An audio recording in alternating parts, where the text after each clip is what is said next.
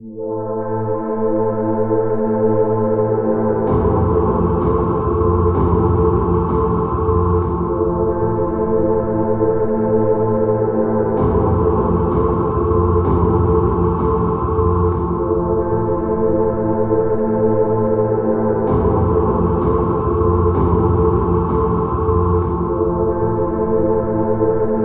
just wanted to understand in terms of the research, you compared Mycoplasma genitalium with Mycoplasma pneumoniae and looked at what the, so-called essential genes that they might have had in common were, and then you experimented pretty much with Mycoplasma pneumoniae, or did you also do work with genitalium?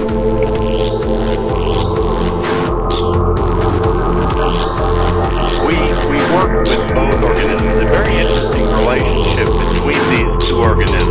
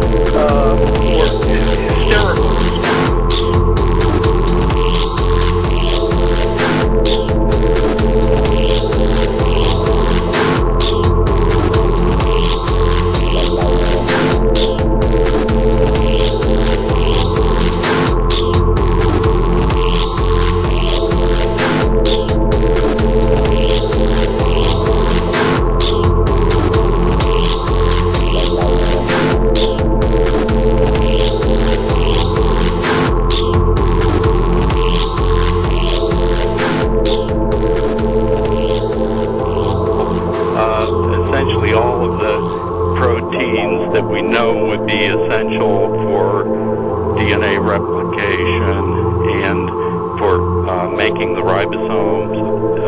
These would be required for translating the genes to produce proteins. There are a few puzzling results that are in the paper with a few of these genes, but by and large, the genes in the main information transfer pathway replicating DNA and expressing the genes are essential. People are playing God.